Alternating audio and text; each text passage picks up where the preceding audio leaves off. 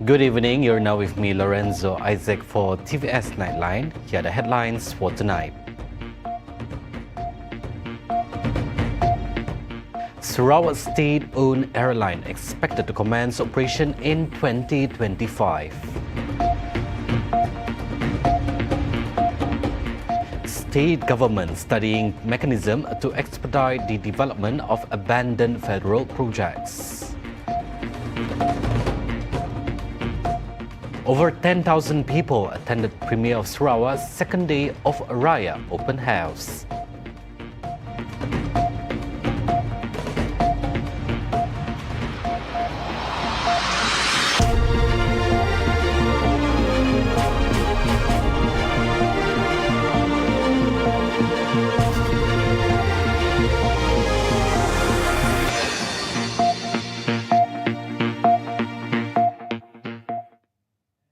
TVS Nightline, Sarawak state-owned airline is set to commence its operation next year with a new name and its own business model.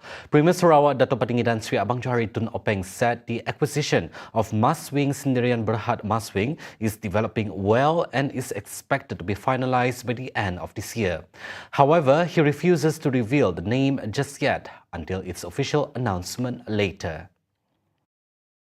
Kita sudah ada pada prinsipnya di antara MAFCON, Kementerian Pengangkutan dan juga pihak MAG, iaitu yang mempunyai Firefly, MAS dan Maswing. Apa yang perlu sekarang ialah hanya teknikal saja.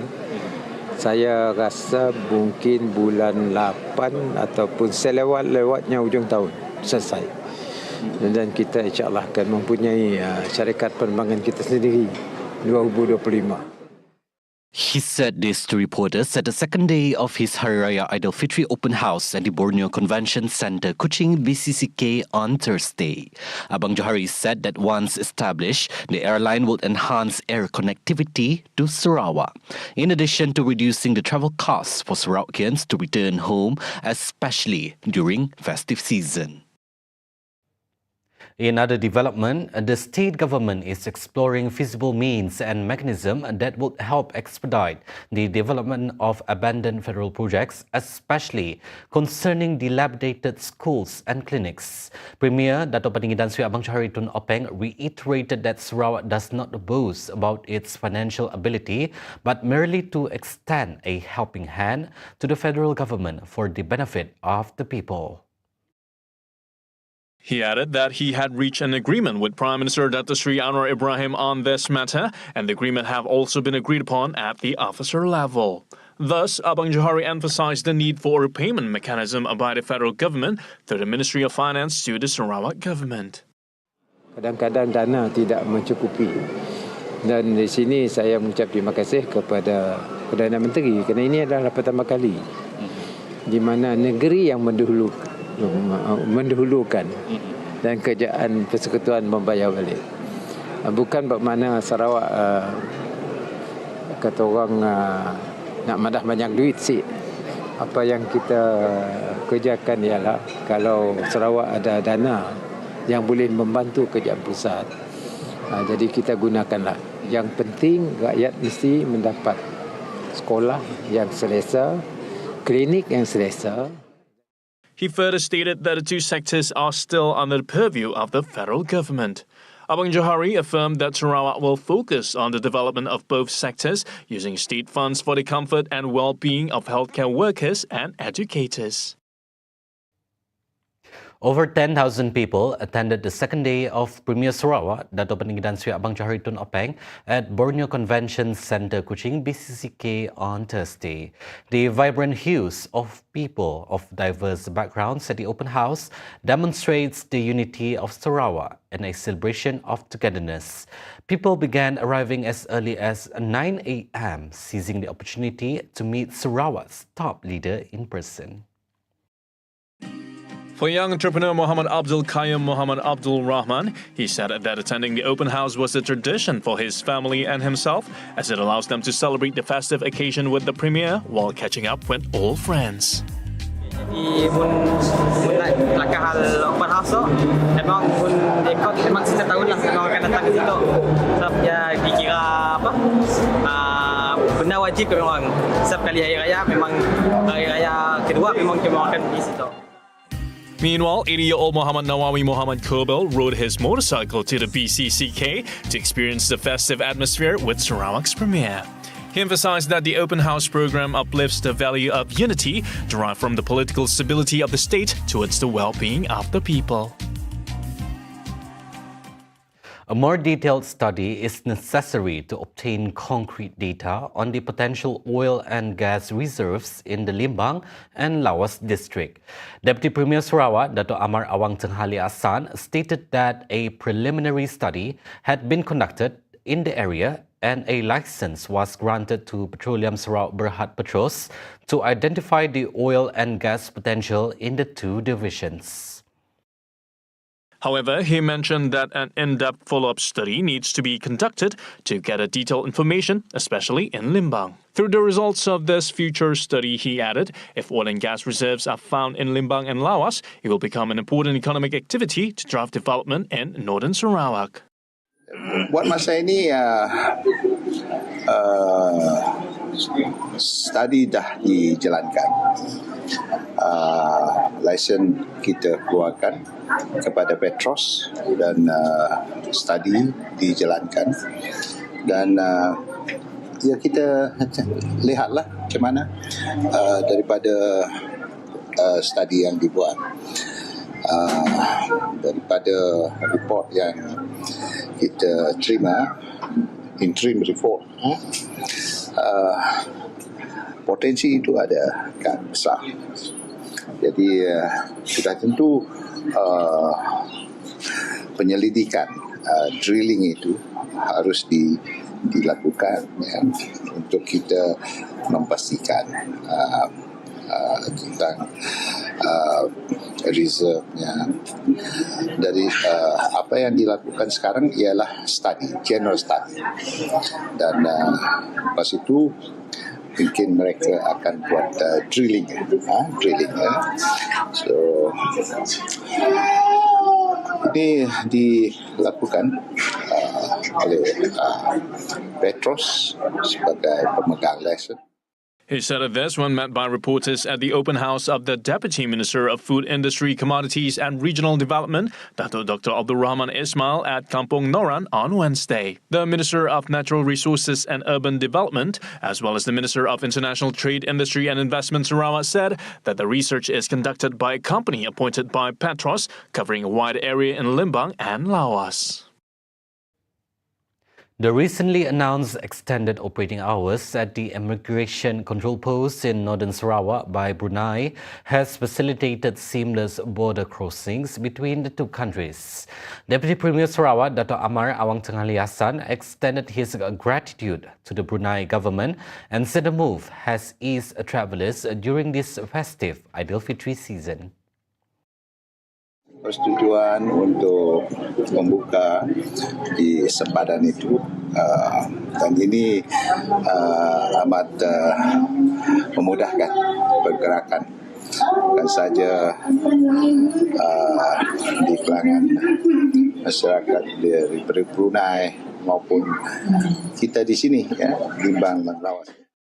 The extended border hours from 10 p.m. to 12 midnight, starting from April 8 to April 15, involve Ujung Jalan Control Post and Inspection Complex, Kuala Lurah Temporary Immigration Control Post, Labu Temporary Immigration Control Post, and the Sungai Tujuh Immigration Control Post. The cordial relationship between the Sarawak government and the federal government is a key factor in the success of restoring its rights as enshrined under the Malaysia Agreement 1963. As such, a Deputy Minister in the Premier's Department, Law, MA 63 and State Federal Relations, Datuk Sharifah Hasidah Said Aman Ghazali said the existing relationship will continue to be maintained to ensure the fulfillment of the other unresolved demands. Tidakkan perjuangan kita dalam BBA 63 memang ini merupakan asas GPS Sarawak First dan ini akan kita teruskanlah.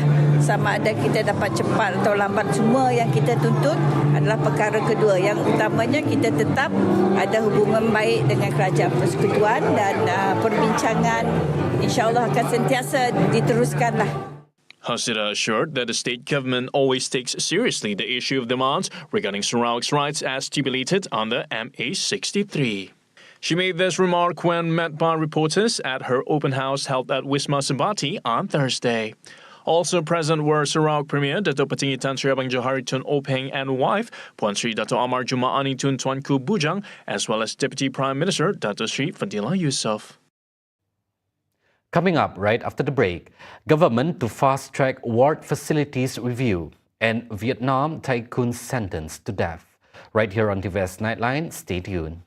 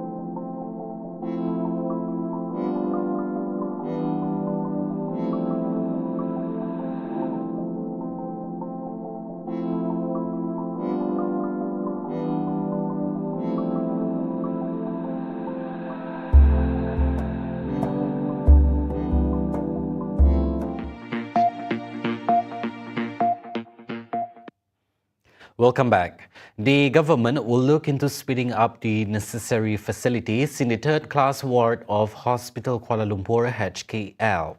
Prime Minister Datuk Sri Anwar Ibrahim said Health Minister Datuk Sri Dr. Zulkifli Ahmad will look into the matter and bring it to the attention of the Cabinet.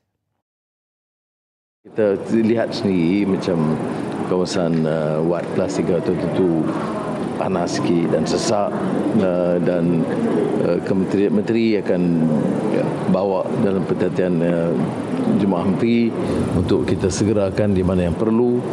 Walaupun saya selalu menggesa supaya buat kajian, biar kajian menyeluruh cara mana kita perolehan ubat-ubat, apakah ikut kaedah kos tidak merugikan, apakah ubat-ubat itu digunakan sepenuhnya dan tidak ada pembaziran, dan apakah keutamaan betul kita perlu bagi tumpuan kepada HKL kerana jumlah itu besar, tapi kita juga kena bagi tumpuan kepada klinik di Kapit dan klinik di Manik Urai umpamanya. Jadi hal ini dilihat keseluruhannya oleh kementerian. He said this when met by reporters after visiting patients who were receiving treatment in HKL third-class medical ward on Thursday. Prime Minister Datuk Sri Anwar Ibrahim and his wife, Datuk Sri Dr. Wan Azizah Wan Ismail, today attended the Aidilfitri Open House of Dewan Rakyat Speaker Tan Sri Johari Abdul, held at his official residence in Bukit Tunku. Anwar, donning a yellow baju Melayu complete with sampin, arrived at 12:05 in the afternoon and was greeted by Johari. The Prime Minister mingled warmly with guests at the open house, including the Minister in the Prime Minister's Department Religious Affairs, Dato Dr. Muhammad Naim Mokhtar. Also present were the Deputy Chief of Police, Dato Sri Ayub Khan Maidin Piche, and Petaling Jaya Member of Parliament, Wong Chen. Egypt's ambassador to Malaysia, Ragai Taufik Said Nassar, was also in attendance. No cases of heat stroke have been reported so far, according to Health Minister Dato Sri Dr. Zulkifli Ahmad. Commenting on the hot weather, the Ministry of Health Malaysia MOH has recorded 10 cases involving heat stroke and 32 cases of severe exhaustion due to the hot weather nationwide since last February. Bagi tahu cuaca panas yesterday kan tidak sudah tu. Go back for the yesterday. No update at all. Tak ada apa-apa perkembangan. He said this to reporters after accompanying the Prime Minister on a visit to Kuala Lumpur Hospital on Thursday. However, for infectious diseases caused by the effects of hot weather, the Ministry of Health has not received any cases, but they will continue to monitor the situation from time to time. An Israeli man who was arrested for the possession of 6 firearms and 200 rounds of ammunition last month will be charged at the KL Sessions Court tomorrow morning. The matter was confirmed by Inspector General of Police Tan Sri Razaruddin Hussain. On March 27, police detained the 36-year-old Israeli man at a hotel in Kuala Lumpur. He was believed to have entered the country from the United Arab Emirates UAE using a French passport on March 12. During preliminary investigation, the suspect claimed he came to Malaysia to hunt down and kill another Israeli national over a family dispute. On Monday, a local married couple suspected of supplying the guns to the Israeli man were charged in the Klang Sessions Court for firearm offense.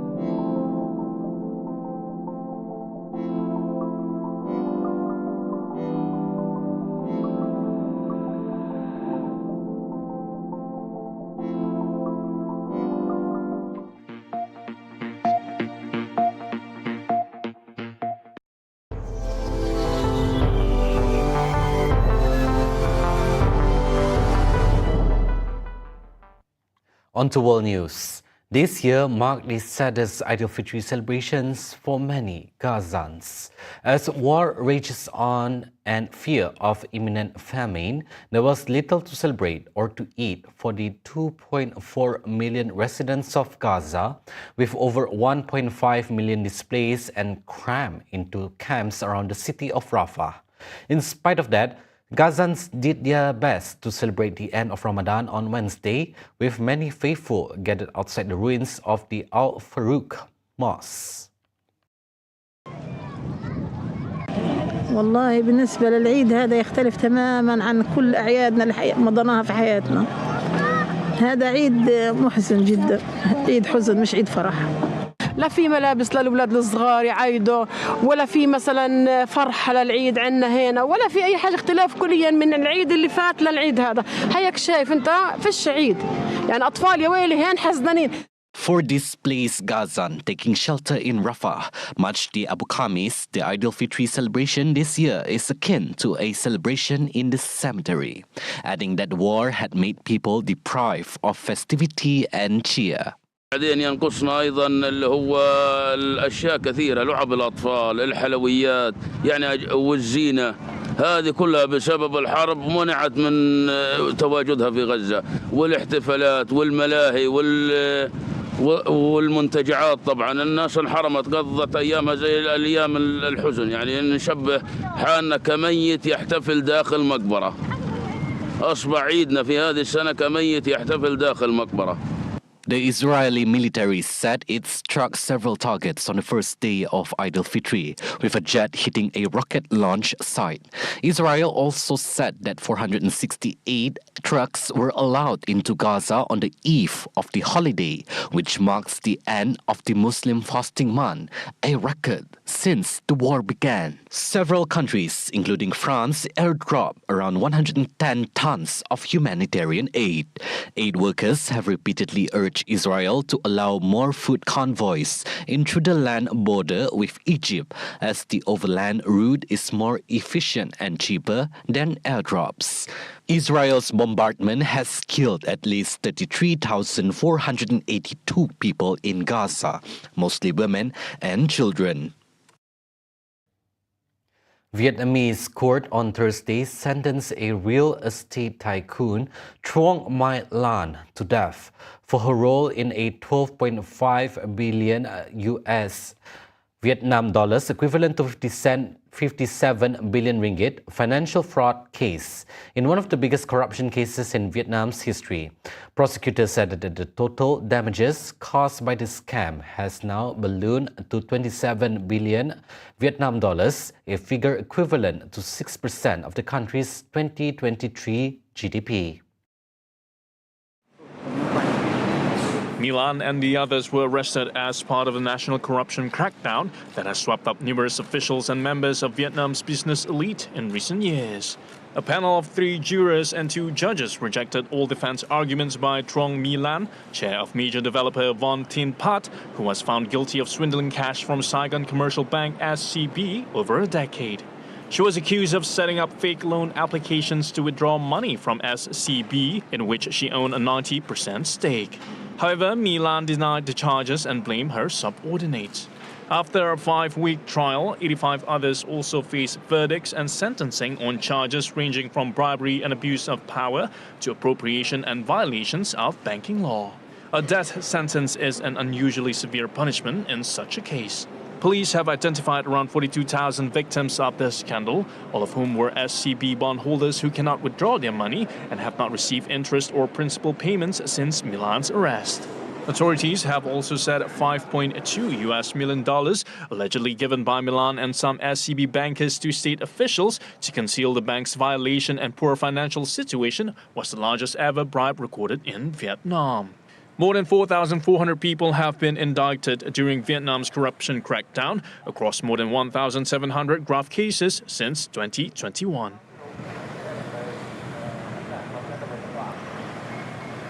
In efforts to reduce the risk of putting New Zealanders out of work, the country has tightened its visa rules, introducing English language, skill criteria and shortening work permit lengths in response to unsustainable net migration. The country's Minister of Immigration, Erica Stanford, in a statement said the changes to the Accredited Employer Worker Visa AEWV scheme have gone into immediate effect.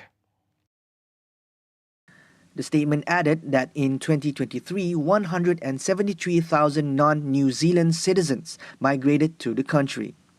And while there are still skill shortages in areas such as education, Stanford said that there is a need to ensure that New Zealanders are put to the front of the line for jobs where there are no skill shortages.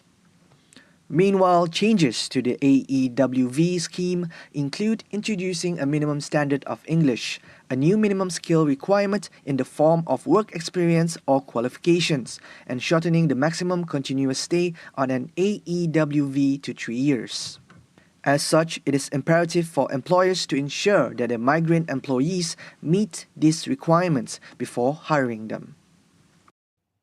See the world closer with TVS as we bring you the latest news updates both locally and internationally. For more headlines, anytime, anywhere, just head on to our official website at tvsarawak.my or follow us on our social media platforms at TV Sarawak. Those were the updates on TVS Nightline. I'm Lorenzo Isaac. Thank you for watching and have a good night.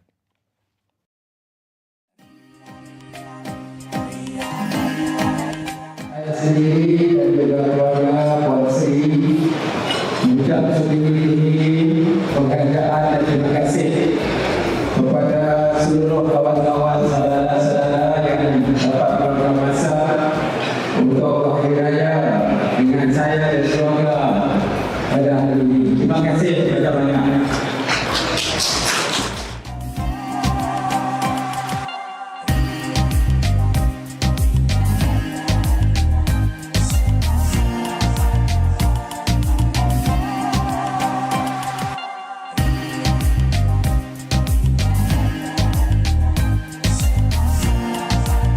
Pada rakan-rakan media yang beragama Islam. Hai. Selamat Hari Raya. Selamat Hari Raya Aidilfitri. Hai Zai Jie Kuai Le.